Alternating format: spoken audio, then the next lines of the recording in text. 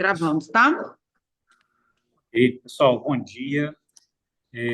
Eu quis trazer hoje um assunto que, na verdade, não é 100% sobre consórcio, né? Mas que eu acho que tem tudo a ver com o nosso dia a dia. Então, eu deixo a parte de atendimento, de parte psicológica e anímica para os outros gestores, que eu acho que eles têm muito mais a contribuir aí do que eu nesse sentido, né? E aí eu quis trazer um pouco sobre a minha área, né? Algo que eu vivenciei sempre, né? Para quem não conhece aí, eu trabalhei em banco minha vida inteira praticamente, então algumas coisas a gente entende um pouco melhor, às vezes muito pela vivência, né? Nada que as pessoas não possam estudar, e é por isso que a gente está trazendo esse tema aqui agora, tá? Quando a gente entra em consórcio, né? Quando vocês como consultores começam a viver esse mundo, a gente acha que é vender o consórcio. E muitas vezes a gente precisa ter um conhecimento básico sobre economia, sobre alguns índices, sobre alguns percentuais, aprender a fazer alguns cálculos, porque quando a gente vê o Claudinho, o Dixon, por exemplo, fazendo contas, mostrando para o cliente, parece muito tranquilo, muito fácil, né? Mas nem sempre todo cliente vai entender da mesma maneira e cada dia mais a gente tem atendido clientes com conhecimento maior, né? Com conhecimento de produto, com conhecimento de economia, e aí não basta uma explicação muito simples. E eu vejo muito isso. As pessoas querem atender, às vezes, cliente muito grande, falando o básico. E você não vai conseguir atender um cliente muito grande falando só o básico, né? Então, a gente precisa ter esse conhecimento inicial, e foi isso que eu quis trazer para vocês, tá? Não vou dar uma aula de economia, não vou falar sobre números, sobre investimento, nada avançado, né? A gente tem o João aí, Muriaé, que entende bastante também do, do produto em si, né? Da questão investimento. Então, quis dar uma pincelada realmente para quem não tem um entendimento e trazer este ponto como a primeira aula, né? E a partir de diante, né, nas próximas que eu trouxer, a gente vai caminhando, avançando um pouco mais sobre esse conhecimento, beleza? Eu vou compartilhar aqui a minha tela, né, a apresentação, só para vocês entenderem e ficar mais fácil aqui, só um minutinho.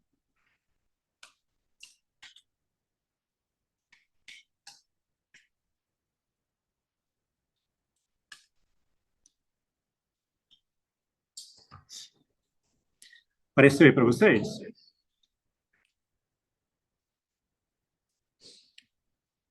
Alguém me dá um retorno, que eu não estou vendo a telinha de vocês. Apareceu sim, Ângelo. Tá Beleza. aparecendo. Obrigado. Então, vamos lá. O que eu quis trazer para vocês é um básico sobre algumas questões de economia e investimento, beleza? Então, para a gente começar a entender, o vendedor de consórcio ele precisa começar a conseguir conversar sobre esse assunto, né, com alguns clientes. Então, vamos lá. Primeira coisa que eu quis trazer para vocês, o que é a taxa Selic? A gente fala muito de taxa Selic, a gente escuta muito, né, nos jornais falando sobre taxa Selic, mas será que a gente sabe o que é taxa Selic? De onde que sai isso, né? O porquê desse nome? Enfim, então eu quis trazer aqui algumas coisas básicas para a gente começar a entender o que tem isso a ver com o consórcio, com o nosso dia a dia. Então vamos lá, o que é a taxa Selic, né? O conceito básico é a taxa básica de juros da economia brasileira. E quem determina esta taxa, né?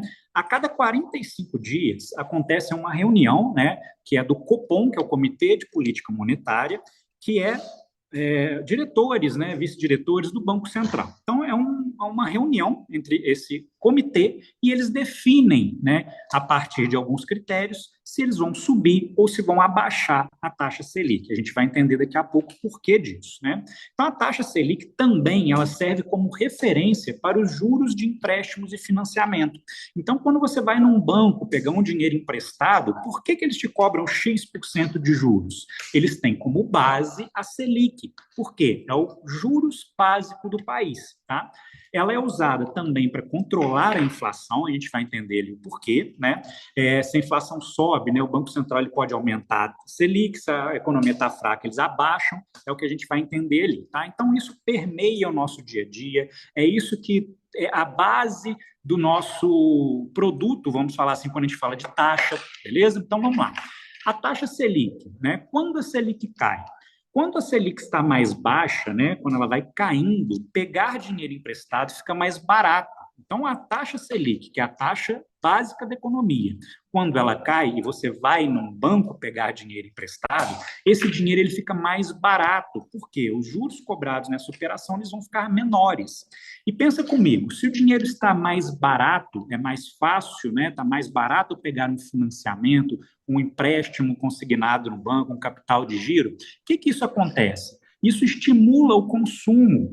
Só que, a partir do momento que as pessoas consomem mais, isso também favorece a alta da inflação. Então, vamos raciocinar aqui um pouquinho.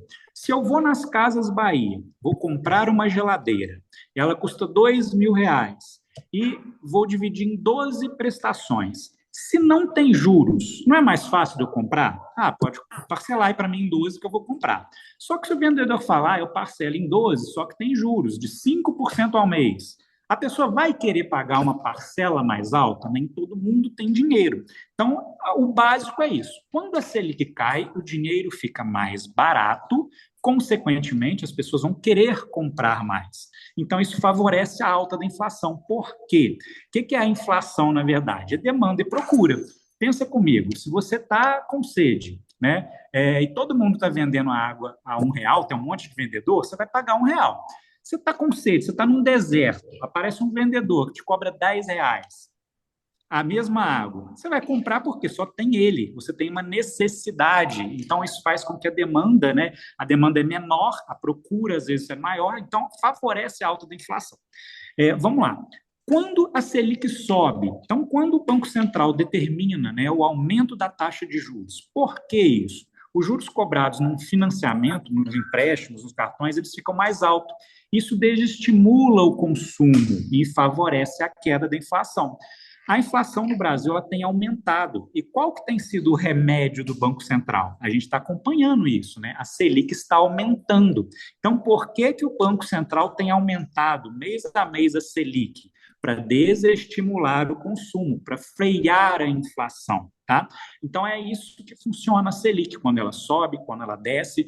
O objetivo é sempre frear a inflação ou aumentar o consumo. Então, quando a gente está em recessão, exemplo aí na pandemia, né? As pessoas não saíam de casa, não faziam compras, né? Ficavam dentro de casa. O que a economia fez? O que o Copom decidiu? Vamos abaixar a Selic. Por quê? Com taxa baixa, as pessoas vão querer comprar, né? Vão ter acesso a crédito. Então, ela favorece, né, o comércio. Então, é só uma ideia básica para vocês entenderem o que é a Selic, que é os juros médios aí da economia, e o que acontece quando ela sobe ou quando ela cai, tá? O que é o Tesouro Selic? Tem diferença. Aqui a gente já vai começar a falar um pouquinho sobre investimento. Quando a gente fala de taxa Selic, é isso que eu expliquei, a taxa básica de juros da economia. E o que é o Tesouro Selic? O Tesouro ele é um título público emitido pelo governo federal. Quando eu adquiro um Tesouro Selic, é como se eu estivesse emprestando o meu dinheiro para o governo. E o governo vai me pagar uma remuneração por isso.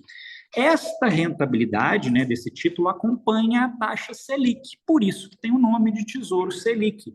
Então, quando a gente compra um Tesouro Selic, ou seja, quando a gente faz um investimento desse, né, você está emprestando um dinheiro para o governo e o governo está te prometendo uma remuneração baseada na taxa Selic, nos juros da Selic.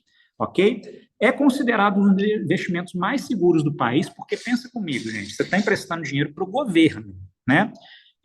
Se o governo quebra, gente, o país quebrou, já acabou, né? Todas as instituições já quebraram se o país está quebrado, né? Então, por isso que é considerado um dos investimentos mais seguros, porque você está emprestando direto para o governo, que é a máquina de fazer dinheiro, vamos falar assim, né?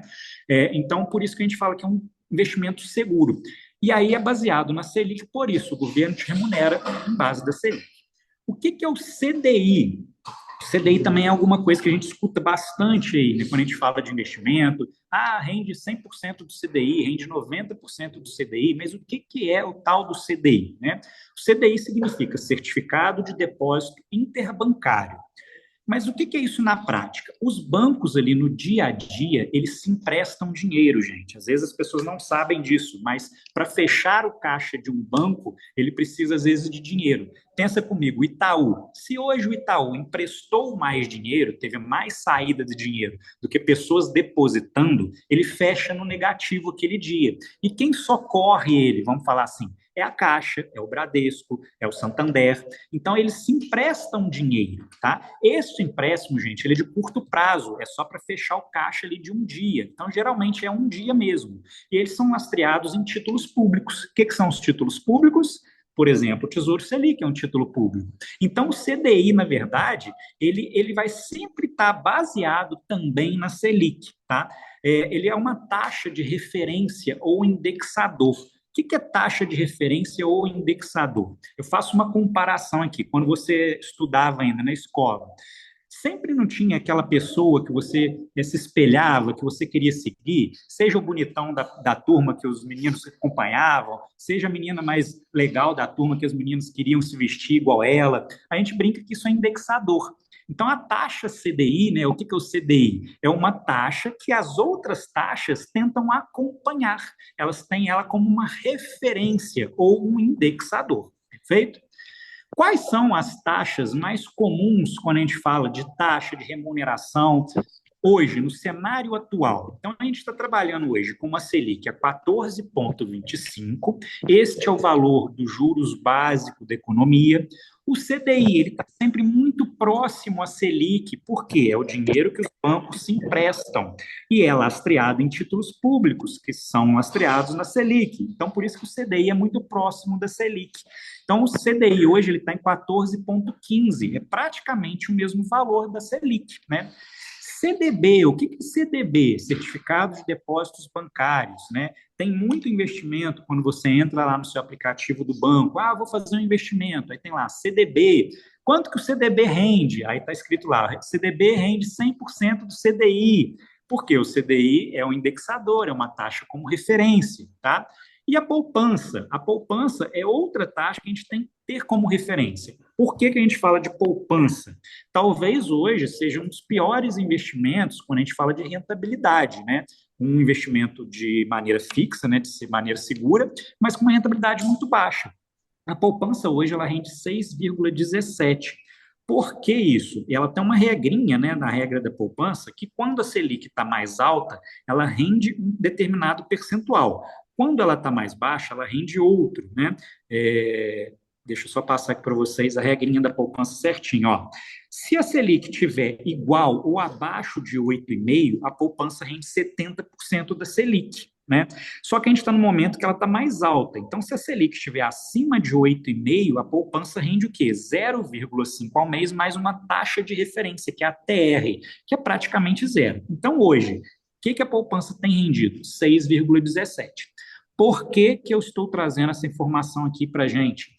Quando a gente fala de consórcio como investimento, a primeira coisa que vem na cabeça das pessoas são os investimentos básicos, né? Ah, eu guardo dinheiro na poupança, eu tenho um CDB de um banco, eu invisto em Tesouro Selic. Então, é importante a gente ter esses números como referência nossa, ok? Agora, vamos trazer aqui um pouquinho para o investimento. Quando você faz um investimento, o que você espera, né? Ganhar mais dinheiro com ele. E todo investimento ele se baseia nesse tripé que eu trouxe aqui, que é rentabilidade, liquidez e risco. Rentabilidade é o quanto você ganha em cima daquele investimento, ok? Liquidez. A liquidez é o poder de transformar aquele investimento em dinheiro de maneira rápida. Exemplo do que é a liquidez. Vamos lá. Se você compra uma Ferrari, você anuncia pelo preço de tabela ela, você consegue vender ela no dia? Talvez não. Por quê? Não é todo mundo que tem esse dinheiro, né? Então, às vezes, você está fazendo um investimento que você vai demorar um pouco a vender. Então, ela é pouco líquida, que a gente chama. Agora, se você compra um Gol você anuncia, no mesmo dia, praticamente, você vende ele. Por quê? Ele tem liquidez. Muitas pessoas têm o dinheiro suficiente, muitas pessoas se interessam nesse carro, porque é um carro mais prático do dia a dia. Então, a gente fala que ele é mais líquido, ele é mais fácil de vender. Você transformar esse investimento em dinheiro, tá? Então, a liquidez é isso. O quão rápido você consegue ter acesso àquele dinheiro. Então, trazendo para o investimento. Tem investimento que fala lá, se você colocar X reais, você vai ter uma rentabilidade de Y, só que você só pode pegar o dinheiro daqui a um ano. Então, a gente fala que esse investimento ele não tem liquidez imediata. A poupança, você consegue colocar um dinheiro hoje e no mesmo dia, praticamente, você resgatar aquele dinheiro, né? Isso é liquidez. Um tesouro Selic, você compra num dia, no outro você consegue também resgatar o dinheiro. Então, isso é liquidez. Tem investimento que ele não tem muita liquidez. Você investe, isso você só pode pegar daqui a algum tempo, tá? Então, esse é o conceito aí básico de liquidez. E o risco? O risco é quão perigoso é fazer aquele investimento. Será que ele vai me dar o retorno garantido? Será que eu vou conseguir, depois de determinado tempo, reaver o meu dinheiro? Vamos colocar um exemplo. Jogo do Tigrinho. Jogo do Tigrinho, você coloca lá um dinheiro, promete alta rentabilidade. Mas qual que é o risco de você perder dinheiro com isso, né? É muito grande. Por quê? A gente tem um risco sistêmico, que é da própria plataforma não te pagar. A gente tem um risco, porque o jogo do Tigrinho é feito para você perder, né? Então, 90% das vezes você vai perder, isso também é risco. Então, a gente, quando traz para o setor investimento, tem alguns investimentos que têm certo risco. Exemplo, quando você investe em bolsa de valores, né? Você consegue, às vezes, uma rentabilidade mais alta do que o mercado. Tem ações que têm muita liquidez, você vende no mesmo dia, no dia seguinte o dinheiro está na conta praticamente. Só que com risco alto. Por quê? Pensa comigo, uma canetada de um presidente, uma ação, às vezes alguma coisa que um diretor da empresa faça, né? Que aquela empresa começa a ser mal vista, as ações caem. Então você tem um risco muito grande, você tem uma volatilidade muito grande. Ao mesmo dia pode estar valendo muito e no dia seguinte pode estar valendo pouco. Então, esse é o tripé que a gente chama de investimento. Qual que é o melhor investimento de todos, né? Aquele que tenha baixo risco, uma alta rentabilidade e rápida liquidez. Só que esse tipo de investimento, ele é praticamente impossível, porque os investimentos, geralmente, ele tem duas pernas dessa, mas falta uma terceira. Vamos ver um exemplo? A poupança. A poupança, ela tem muita liquidez. Você coloca o dinheiro num dia, no dia seguinte você consegue sacar.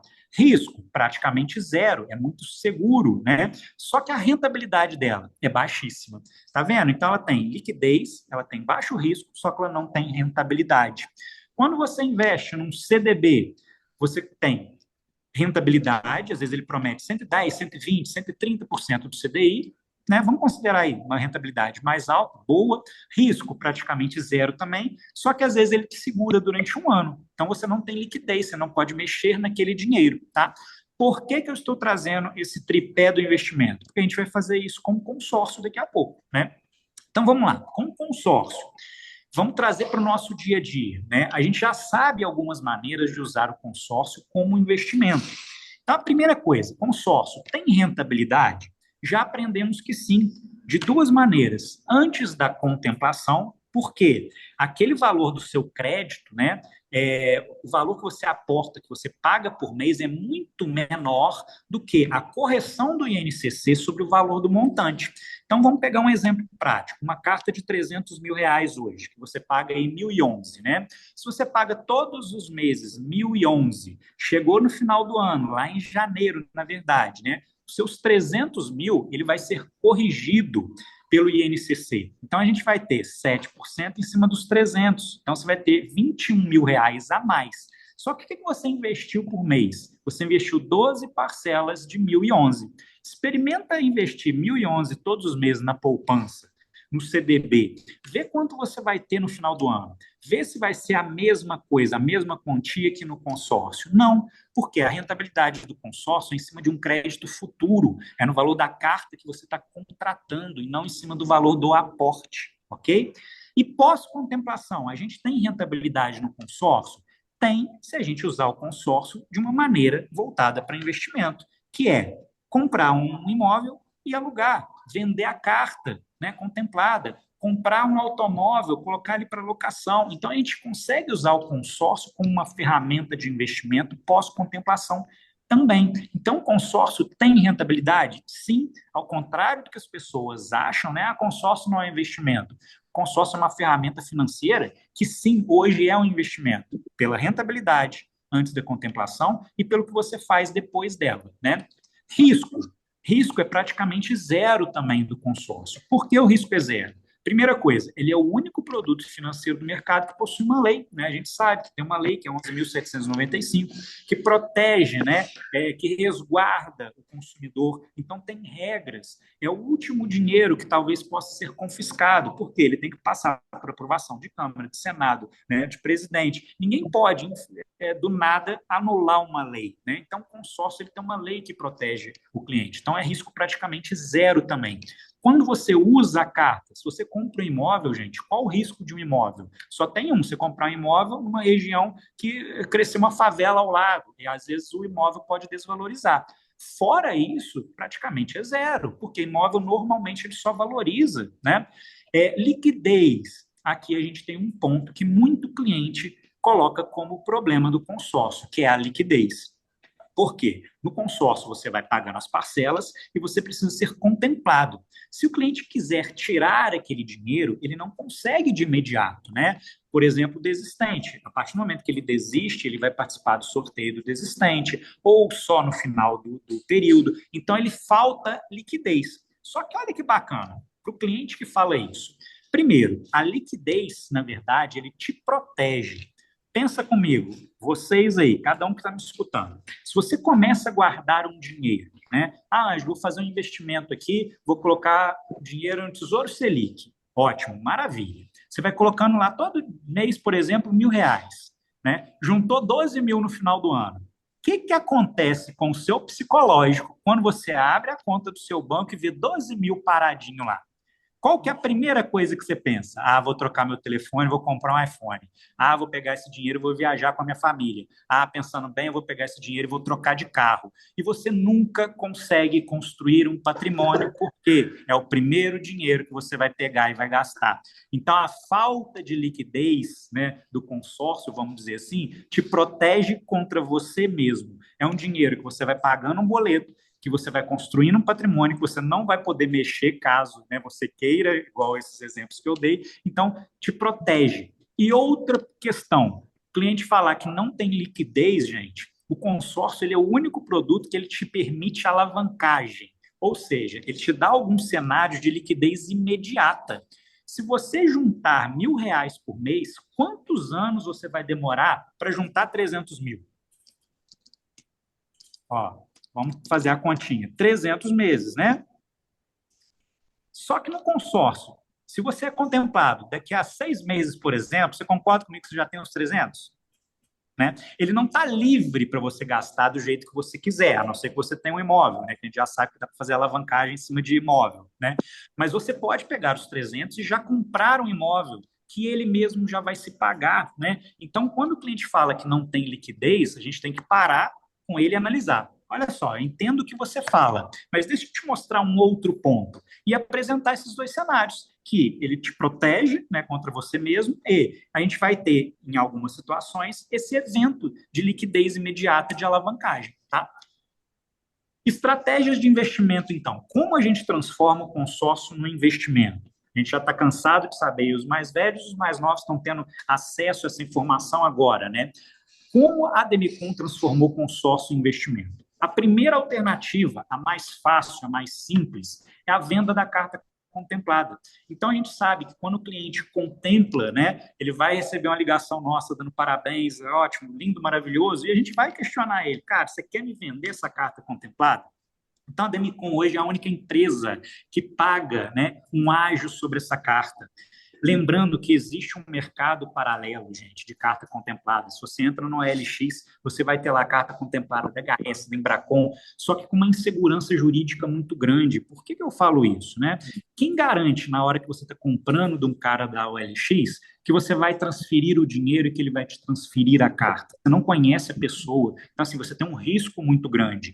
Aqui não, aqui é a própria Demicon. A gente sabe que a gente tem no próprio aplicativo Contemplay, que a gente tem acesso a essas cartas, né? A Demicon faz o depósito, o Pix lá direto na conta do cliente. Então, a Demicon, ela compra todas essas cartas. Por quê? A gente tem uma demanda muito grande. Não lembro se foi no último Shark ou no penúltimo, que o Avelino, inclusive, falou disso, né? Foi o Rafa, desculpa, foi o Rafa, Quem me garante que a Demicon vai comprar a carta, né? O próprio mercado garante. Por quê? Foi o que eu quis trazer aqui nas próximas páginas. Vamos lá. A gente já conhece essa tabelinha, né? Que a Demicon paga 30% ali, em média, sobre o valor do crédito atualizado. Então, nesse primeiro exemplo, né? Se você pagou 12 parcelas aí, né, de um milhão, você desembolsou mais ou menos 40 mil, seu crédito daqui a um ano vai estar atualizado em 1.070, a Demicon vai te ofertar 321 mil. Então, você colocou 280 mil no bolso, dá 700% de lucro. Por que, que a Demicon faz isso, gente? Ela é boazinha? Ela dá 30% para o cliente? Não. Então, vamos entender o porquê que a Demicon paga 30%? Vamos lá, eu trouxe dois exemplos aqui reais, tá, gente? O primeiro, se a pessoa vai fazer um financiamento, Minha Casa Minha Vida, que você tem um subsídio do governo, né? Ou seja, o governo te dá uma taxa mais baixa do que a taxa média de mercado. O Minha Casa Minha Vida, olhei ontem, tá? 9,38. Quando a gente transforma isso ao mês, o custo do dinheiro ele vira 0,79%. Para capital de giro, o empresário que vai pegar um dinheiro emprestado no banco, eu trouxe até a tela para vocês verem que eu não estou tirando esses números da cabeça. Ó, capital de giro do Banco do Brasil via Pronamp. O que é o Pronamp? Um dos juros mais baixos que tem, tá? Que é para fomentar aí as pequenas e microempresas. Olha a taxa que eles cobram. Taxa Selic, que a gente sabe que está quanto? 14,25, mais 6% ao ano, gente. Então, dá mais do que 20% ao ano. Esse é o capital de giro barato do país. Então, vamos voltar aqui, ó. Então, se um cliente pega um capital de giro, né, Selic mais 6%, quanto que isso representa ao mês? 1,68. Agora, vamos fazer uma conta rápida aqui, que a gente já aprendeu a fazer, vamos recapitular ela. Se um cliente faz uma carta de crédito de 100 mil reais, a gente sabe que o saldo devedor dele é os 100 mil mais a taxa.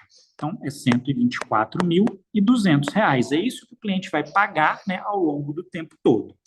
Vamos pegar qual que é o valor da parcela reduzida dele para um crédito de 100 mil. O pessoal já sabe de cor, né? 337,20. Vamos supor 27, né? Mas vamos lá. Vamos supor que o cliente pagou 12 parcelas. Então, se ele pagou 12 e foi contemplado, o que saiu do bolso dele, né? Um total de R$ 4.047,27. Isso foi o que ele desembolsou. Aí vem lá a Demicon, oferta para esse cliente 30% em cima do crédito dele. Então, vamos colocar aqui que a Demicon vai pagar para o cliente 30%. Por que, então, que a Demicon compra esta carta por 30%? Porque ela vai vender isso com um ágio maior. Então, ela consegue vender mais caro do que 30%. Vamos pegar aqui um exemplo, que se a Demicon fosse vender isso por 40% para um cliente final, vamos ver se vale a pena a pessoa que vai pegar esse dinheiro? Então, vamos fazer essa conta. Quando a Demicon paga 30% para o cliente e revende por 40%, você concorda que vai ter algum cliente que está pagando esses 40%. Então, a gente está falando aqui de 40 mil reais de ágio. Algum cliente vai ter que pagar 40 mil para ter acesso a essa carta de 100.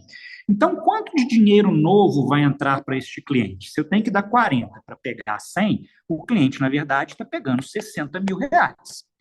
Quanto que ele assume, né, deste consórcio? O que o cliente inicial deixou de pagar. Então, vão faltar aqui neste cenário 208 parcelas, né, que são 220 menos as 12, de quanto? A gente vai pegar o saldo devedor desse cliente menos o que o cliente anterior pagou. Então, se a gente fizer a conta, a gente vai ver aí que dá 120.152 e alguns centavos. Se você dividir isso por 208 parcelas, a parcela agora é 577,65, ok? Então, para o cliente que está comprando esta dívida, vamos falar assim, ele está dando 40 mil de ágio para pegar 60 de dinheiro novo e assumir 208 parcelas de 577.